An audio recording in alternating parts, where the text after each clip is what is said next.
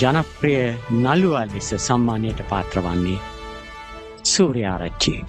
මේඝ සූර්යාරච්චි.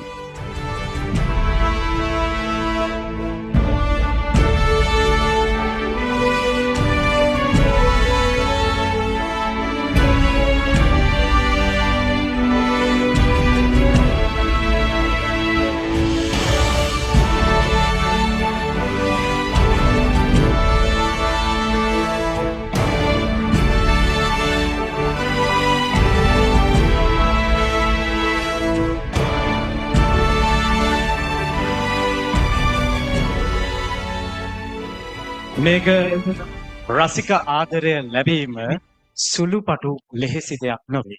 ඔබේ රසිකයින්ට මේ මොහොතේදී කියන්නට යමක් ඇති.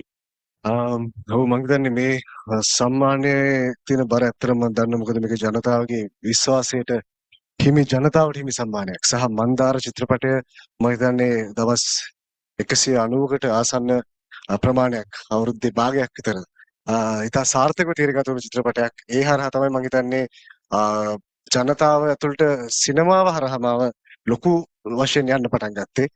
ඒකත් එක්ක ඒ දෙන ආදරයට මම බොහොම ආදරේ සහ මම බලාපොරොත්තු නොවුන සම්මානයක් ඇත්තටම. ඉතින් බොහොමත්ම ස්තුතියි මේ ආදරයට. මේ ආදරේ මම කවදාවත් හැලුවට ලක් කරන්නේ නැහැ.